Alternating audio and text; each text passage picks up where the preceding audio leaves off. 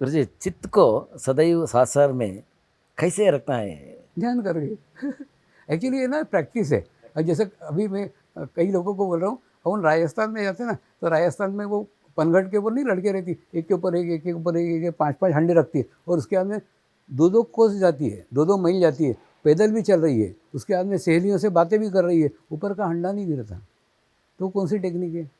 मैंने वो तो अनाड़ी बेचारी, उसने कुछ सीखा भी नहीं, कोई ध्यान सीखा नहीं, कुछ भी नहीं। लेकिन ये ना प्रैक्टिस है कि 5 हंडे रख के भी चित्त वहाँ पे स्थिर रखना प्रैक्टिस है। तो उसका एक चित्र लगा के रोज उसकी पूजा किया करो ना, तो ऑटोमेटिक क्या होगा, तुमको एक अंदर से आएगा, वो लड़की 5 हंडे लेके जा रही, मेरे को मेरा 1 हंडा नहीं संभालते आता है तो 1 हंडे में चित्त रखने का है, वो तो 5 हंडे में रख रही। तो मैंने ना ये एक प्रैक्टिस है, प्रैक्टिस करते करते होता है। जैसे बोलते हो कि ना, अपन अपना हाथ यहाँ पे रखा, तो ऑटोमेटिकली क्या होगा, मनुष्य का स्वभाव है, चित्त भी यहाँ चला जाएगा। तो जैसे ऐसा प्रैक्टिस करते गए ना, फिर ये चित्त यहाँ स्थिर रहना हो जाता है। उससे लोगों को चित्त अंदर रखने के लिए प्रयत्न करना पड़ता है, लोगों को चित्त को बाहर डालने के लिए प्रयत्न करना पड़ता है, नहीं तो वो एकदम स्थायी हो गया। अगर किसी के अंदर डालते तो उसकी पूरी स्थिति मालूम हो जाती। एक बार क्या हुआ, मैं एक क्रिश्चियन पादरी के घर गया यूके के अंदर, और वहाँ गया तो वहाँ पे ना टीवी के ऊपर एक लड़की बैठी हुई थी, अनाउंसमेंट कर रही थी। तो एक आदमी कैरेबियन फोटोग्राफी का कैमरा लेके आया, उसको बोलता मैं तेरा फोटो निकालूंगा, फोटो निकाल कर बताऊंगा तू कौन सी लड़की है, और अगर फिर उसके रंग जो आएंगे वो रंग देख के फिर उसने निकाला, उसका फोटो निकाला, उसके जो रंग आया वो बताया कि ये तू इस प्रकार की लड़की है। मैंने वो पादरी को बोला, मेरे को लड़की भी नहीं चाहिए, मेरे को कैमरा भी नहीं चाहिए, मेरे को फ़ोटो भी नहीं चाहिए, मेरे को कलर भी नहीं चाहिए, मैं ऐसे ही बता सकता हूँ। तो बोले ठीक है, समझिए अगले साल आप आओगे ना लंदन, तो अपन करेंगे। तो लंदन में नेक्स्ट ईयर जब गया, तो एक स्टूडियो में कार्यक्रम रखा गया था, और वहाँ की एक हीरोइन थी, वो हीरोइन ने कार्यक्रम रखा। वो बोले तू अगर बैठेगी हो तेरे गुरु के साथ तो तेरा कार्यक्रम रखेगी गुरु का, नहीं तो नहीं। तो मैं बैठा था ना, तो दुनिया भर से देखो मेरे को सिर्फ इतना ही बोलते थे, स्वामी जी कृपया मार्गदर्शन कीजिए, बस इतना ही बोलते थे। उसके बाद में मैं उनके प्रॉब्लम जानता था, उसका निदान बताता था। तो वो जो अनवर राजा करके उसका अनाउंसर था ना, वो बोले भारत से महान ज्योतिषाचार्य आए, आप आपका नाम ही मत बताओ, आपके बारे में सब कुछ बता देते हैं। मेरे हाथ में जब माइक आया ना, मैं उनको बताया कि मैं ज्योतिषाचार्य नहीं हूँ। जैसे जिस प्रकार से अंगूठे की छाप यूनिक है, एक जैसे कि अंगूठी की छाप किसी की नहीं रहती, वैसी प्रकार से जो व्यक्ति पूछता है ना कि कृपया मार्गदर्शन कीजिए, मैं उसका ओरा देखता हूँ, उसके आवामंडल देखता हूँ, उसके विचार जानता हूँ, उसके प्रॉब्लम जानता हूँ, उसका निदान बताता हूँ। तो कहने का मतलब क्या है कि इतना बड़ा क्षेत्र योग का है कि योग से एक स्थान पर बैठ के दुनिया के किसी भी व्यक्ति के बारे में संपूर्ण जानकारी तुम प्राप्त कर सकते हो। मेरे को भी था ना, मेरे यहाँ घर के अंदर मौसी मामा सब ज्योतिषी थे, तो लेकिन मेरे को लगा ये ज्ञान तो उससे भी बड़ा है। इसके अंदर ना ज्योतिषी की पत्रिका का जरूरत है, ना हाथ का जरूरत है, एक जगह बैठ करके दुनिया के किसी व्यक्ति के बारे में संपूर्ण जानकारी प्राप्त कर सकते हैं। और दूसरा, चित्त उस पर नहीं रहता है। जैसे अभी आपसे बात करो, आप में चित्त नहीं है, अगर आप में चित्त डाला आपकी जेरोस्कोपी आ जाएगी, आपके चक्र कैसे, आपके प्रॉब्लम कैसे, आपकी समस्या कैसे, ऑटोमेटिक आया था। लेकिन डाला तो आता है, नहीं डाला तो आप बात कर रहे हैं, प्रश्न पूछ रहे हैं, मैं बता रहा हूँ, लेकिन अटेंशन यही है। तो वो अटेंशन स्थिर रहने का प्रैक्टिस है। वो एक बार हो गया ना, वो लड़कियों जैसा जो सर के ऊपर हंडे रखते, तो वैसा ऑटोमेटिक हो गया। फिर डालना पड़ता है तो जाओगे, नहीं तो नहीं जाता। अभ्यास है मैंने। योगा और ध्यान से डिफरेंस और रिजल्ट कुछ भी फर्स्ट ध्यान से आता है, योग से आता है? नहीं नहीं, एक ही है, योग और ध्यान एक ही है। एक्चुअली योग एक माध्यम है, इससे ध्यान किया जाता है ऐसा। और उसके बाद में योगासन अलग है, योग अलग है, और मैं योग की बात कर रहा हूँ, योगासन का नहीं ऐसा। और दूसरा, मैंने ना योग से वो सब बेनिफिट मिलते हैं जो योगासन से मिल रहे हैं ना, लेकिन जो योगासन से वो बेनिफिट नहीं मिलता है जो योग से मिल रहा है ऐसा। तो इसमें जो तुम्हारा चित्त स्ट्रांग होगा, चित्त मजबूत होता है ना, वो योगासन से नहीं होता। योगासन, और दूसरा मेरा क्या कहना है कि योगासन करके तुम पहलवान हो गए, तो भी ये शरीर रहने वाला है क्या? ये शरीर तो जाने वाला है। उससे जो तुम अगर योग करते हो, तुम तुम्हारी आध्यात्मिक स्थिति करते हो, तो कम से कम इस जन्म में नहीं अगले जन्म में मोक्ष प्राप्ति कर सकते हो। यानी तुम उस मार्ग का तो ढूंढ लोगे जिस मार्ग में होता है ना। कई 90 साल में 95 साल में लोग ये योग सीखते हैं, और उसके बाद में रोते हैं कि अरे मैंने ना, हमारा स्थिति ऐसा है कि टमाटर खरीदने को गए, और उसके बाद में टमाटर खरीदते खरीदते आखिरी कोने में जब पहुँचे ना, तब जेब में पैसे ही नहीं थे, वहाँ अच्छे टमाटर मिल रहे थे। वैसे हमारा स्थिति है, हम 90 साल की उम्र में अब ध्यान सीखने आए, अब हमारे पास उम्र ही बची नहीं ध्यान करने के लिए, तो क्या करें? मैं बोला रो मत, इस जन्म में तुमने ध्यान सीख लिया, अगले जन्म में मोक्ष प्राप्ति करना। तो वैसा ना कई लोग ऐसा भी कर सकते हैं। गुरुजी, अनुभूति बोले तो क्या है, कैसा आता है, किसका मार्ग से आता है अनुभूति? नहीं, एक्चुअली क्या है, अपने अंदर जब आत्म साक्षात्कार होता है ना, तो मैं एकदम सिंपल डेफिनेशन बोलता हूँ। ध्यान कराने बाद में कैसा लगा? तो बोले हाँ बहुत अच्छा लगा, शांति मिली। हाँ। जैसे अभी हम लंदन जा रहे थे ना, तो बिजनेस क्लास में थे, तो जरा गुरु माँ अलग बैठी थी, मैं अलग बैठी था, तो गुरु माँ के पास में एक औरत आके बैठी, तो वो बोलती कि ध्यान से क्या फ़ायदे हैं, गुजराती थी वो, पहले फ़ायदे पूछती, फ़ायदे कौन से, ये बोली कि शांति मिलती है बस। तो बोली हाँ सब चीज़ खरीदी जा सकती, शांति नहीं खरीदी जा सकती। तो मैंने इसके अंदर योग ध्यान से शांति मिलती है, शांति मिलने के बाद में ऑटोमेटिकली फिर आपको अच्छा लगता है।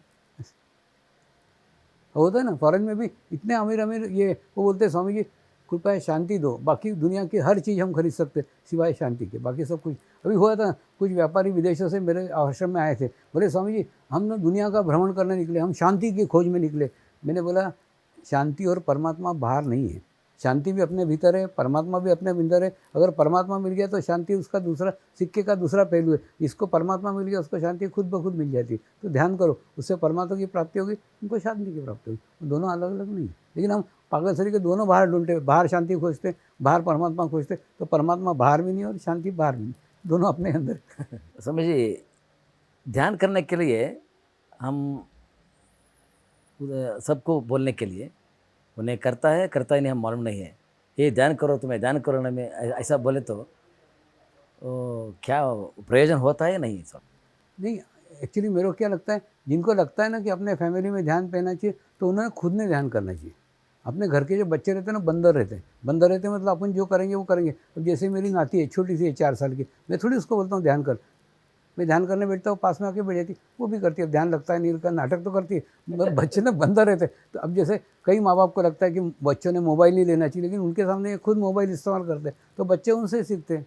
अच्छा, तो मोबाइल पे से याद आया, एक बार मैंने ना डॉक्टरों का शिविर लिया अहमदाबाद में, तो उसमें से 65 डॉक्टर दांडी के आश्रम में मेरे को मिलने को आए। स्वामी जी हम इतने दिन से कर रहे हैं, और एक डॉक्टर बोला स्वामी जी मेरे को ना रविवार के दिन छुट्टी रहती, मैं 8-8 घंटे ध्यान करता हूँ, तो मेरी प्रगति हुई? मैंने बोला बिल्कुल नहीं होगी। तो उसको शौक लगा। मैंने बोला एक बता, मोबाइल ऐसे घुसड़ के रखते एक दिन भर, इसमें तो क्या ज़्यादा चार्ज हो जाएगा? नहीं, मोबाइल चार्ज करने की कितना ज़रूरत है? 2 घंटा, तो 2 घंटे में चार्ज होगा। वैसे अपनी बॉडी को मोबाइल समझ, और उसके बाद में उसको चार्ज करने के लिए आधा घंटा काफ़ी है। आधा घंटा ध्यान करो, ऑटोमेटिकली दिन भर आपका मोबाइल चार्ज रहेगा। उसके बाद में फिर दूसरे दिन करो, तो ज़्यादा करने से कोई ज़्यादा प्रगति नहीं होती।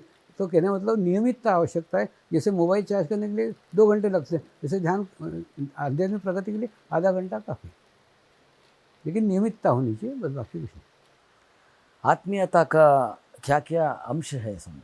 नहीं, एक्चुअली जैसे समूह में लोग ध्यान करते हैं नहीं, सामूहिकता में, तो उनके आपस में आत्मीय रिलेशन हो जाते हैं। जैसे तुम्हारे स्टूडियो में सब मिलकर के अगर आधा घंटा ध्यान करेंगे, तो क्या होगा, एक दूसरे के साथ आत्मीय संबंध हो जाएंगे। संबंध ये उसका क्या फ़र्क होगा, जैसे समझ लो डायरेक्टर किसी एम्प्लॉइज़ को डांटता है, तो भी उसको लगेगा नहीं मेरी गलती थी इसलिए डांटा है, और दूसरा डिसिप्लिन के लिए डांटा है, बाकी तुम्हारे उनसे आत्मीय संबंध रहेगी। मैंने कभी भी उसको तुमसे बुरा भाव तुम्हारे प्रति नहीं रखेगा, लेकिन वो समझेगा कि मेरा गलती था इसलिए हुआ। तो इसमें ना आत्मीय रिलेशन अच्छे हो जाते। तो सब जने प्रयत्न तो एक ही कर रहे हैं, तो एक ही प्रयत्न के लिए अगर सब लोग प्रयत्न कर सकते तो वो है आत्मीयता। तो आत्मीयता अगर सब में आ गई ना, तो रिलेशन अच्छे होते हैं। जैसे मैंने गुजरात अंबुजा सीमेंट का उदाहरण दिया, वहाँ पे जब मैंने सीखा है ना, तो बाहर जो चौकीदार खड़ा रहता है, चौकीदार तो का संबंध भी नहीं था वो कंपनी से, वो तो कोई और जगह का सिक्योरिटी था, वो और डायरेक्टर साथ में बैठ के काम करते थे। मैंने उनमें एकदम अच्छा बाइंडिंग था, अच्छा रिलेशन था। तो ऐसा मैं मिलिट्री वालों, पुलिस वालों, इनको भी बताता हूँ। जो बड़े ऑफिसर रहते हैं मैं उनको बोलता हूँ कि कुम्हार का फोटो लगाओ अपना कैबिन के अंदर। कुम्हार का कैसे रहता है, कुम्हार एक तरफ से हाथ लगाता, एक तरफ से ठोकते रहता है लकड़ी के ऊपर, यानी तो ऐसे ना तुम प्रत्येक सैनिक के साथ रिलेशन बनाओ कि मैंने अनुशासन के रूप में या डिसिप्लिन के नाम पे तुम उसको डांटो, लेकिन ना अंदर से तुम्हारा आत्मीय संबंध होना चाहिए इससे। तो क्या होगा, समझ लो डांटा तो भी वो गुस्सा नहीं करेगा, आपको उड़ा नहीं देगा। ये तो होता है ना, इनके पास में बंदूक रहती है, वो क्या करते हैं, अगर राइट में गए तो ऑफिसर को ही उड़ा देंगे, उसने मेरे को छुट्टी नहीं दी करके, और लेफ्ट में गए तो खुद को गोली मार लेंगे। बहुत केसेस हो रहे ऐसे पुलिस और मिलिट्री में। तो मैं उनको बोलता हूँ तुम तुम्हारे आत्मीय रिलेशन रखो ना, तो तुमने कितना भी डांटा कितना भी बोला ना, तो जवान समझेगा कि ये मैंने क्या बोलते हैं मेरे अच्छे के लिए कह रहे हैं, तो वो डिसिप्लिन के लिए कह रहे हैं, मैंने ये डिसिप्लिन तोड़ा इसलिए बोल रहे हैं, बाकी वो तुमको गोली से उड़ाएगा नहीं, और दूसरा और आत्मग्लानि में जाके खुद को भी गोली को मारेगा नहीं। तो ये बैलेंस रखो, और दूसरा कुमार का फोटो रखो, तो उससे तुमको भी प्रेरणा मिलेगी, तो सैनिक को भी प्रेरणा मिलेगी। तो आप भी करोगे ना, तो एक सामूहिकता में और दूसरा सामूहिक रूप से ध्यान करोगे तो उसके वाइब्रेशन पूरे स्टूडियो में फैलेंगे। स्टूडियो में फैलेंगे तो एक अच्छा वातावरण, अच्छी निर्मित आएगी। कोई भी बाहर से आएगा वो भी वो इसको एंजॉय करेगा, उसको भी अच्छी एनर्जी मिलेगी, अच्छा ऊर्जा मिलेगी। होता है ना, अपने यहाँ नहीं है, लेकिन फॉरेन के अंदर ना लोग नौकरी पे रखने के पहले भी वाइब्रेशन देखते हैं। मैंने एक जन उसका सर्टिफिकेट देखेगा, एक जन उसके कपड़े वपड़े देखेगा, एक जन वो कैसा बोलता है बोलचाल देखेगा, और चौथा कुछ नहीं देखेगा, वो आँख बंद करके सिर्फ बैठे रहेगा। तो देखेगा उसका ओरा कैसा है, उसका हवामंडल कैसा है। अगर इसको भेजा, अगर उसका हवामंडल अच्छा है तो ऑटोमेटिकली वो उस कंपनी में जाएगा। वो कंपनी ऑर्डर नहीं देती हो तो भी इसको दे देगी, क्योंकि इसका सकारात्मक वातावरण था, सकारात्मक हो रहा था। तो आजकल फॉरेन के अंदर ये बहुत फैड चला है कि आजकल वो ओरा देखते, एनर्जी देखते, उसके बाद में नौकरी पे रखते। मैंने इसका प्रभाव सब क्षेत्र के अंदर है। अब जैसे जैन मुनियों को मैंने क्यों सिखाया, उनके आपने देखा ना रोड पे एक्सीडेंट होते हैं, मरते वो एक्सीडेंट होकर के। मैंने उनको बोला अगर तुम्हारा ओरा अच्छा हुआ तो तुम्हारा कभी भी एक्सीडेंट नहीं हो सकता, तुम्हारा कभी भी हत्या नहीं हो सकती। और दूसरा, उन्होंने अपने अनुभव बताए। समझिए, पहले हम ध्यान करते ना तो गांव के 2-4 बूढ़े ठुड्ढे आके वो चातुर्मास में बैठते थे, बाकी कोई आता नहीं था। आजकल हम प्रवचन करते तो पूरा हॉल भरा रहता है। क्यों? क्योंकि इनके बोलने में वाइब्रेशन से ना तो लोगों को अच्छा लगता है, आते। तो मैंने, तुम किसी भी क्षेत्र में रहो, ध्यान का प्रसार, योग का प्रसार तुम्हारे जीवन में आपको सकारात्मक करेगा ही।